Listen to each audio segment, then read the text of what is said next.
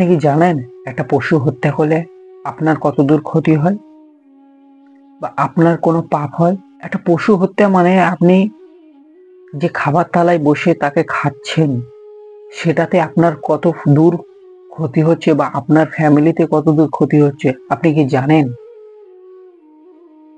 বৈদিক শাস্ত্রে কি বলছে? এখানে আবার বৈদিক শাস্ত্র বলতে কি বোঝায় বা বৈদিক শাস্ত্র কি এবং বৈদিক শাস্ত্র কোথা থেকে এলো? এই মাংস খাওয়ার সঙ্গে বা পশু হত্যার সঙ্গে বৈদিক শাস্ত্রের কি মিল?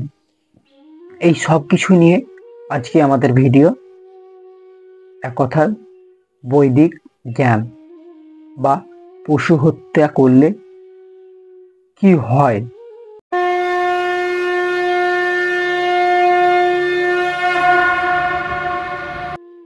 এই বৈদিক শাস্ত্র ত্রুটিপূর্ণ জীবেদের দ্বারাই নয়।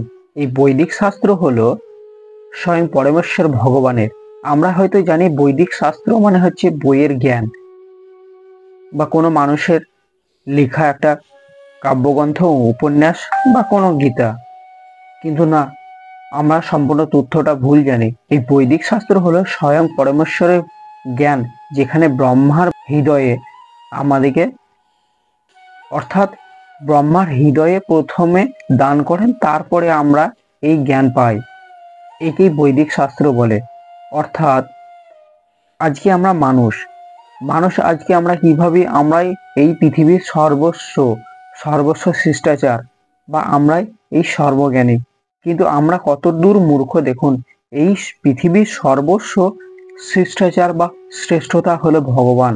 তাই আমাদের কখনোই মনে করা উচিত নয় আমরাই সবকিছু, বা আমাদেরকে কখনোই এই কথা ভাবা উচিত নয় আমরা সবকিছুরই মালিক।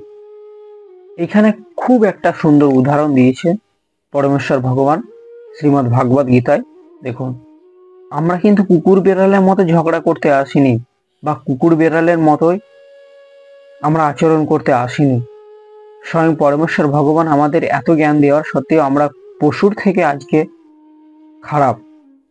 দেখুন, আপনি যদি সেই বৈদিক শাস্ত্র, অর্থাৎ এই পৃথিবীতে যত শাস্ত্র ধর্মগ্রন্থ বা অনেক বই আছে, সেই উপন্যাসগুলো যদি আপনি একটা পশুকে বলেন, সে পশু কি কোনো রিয়াক্ট করবে, অর্থাৎ কোনো কিছু বলবে?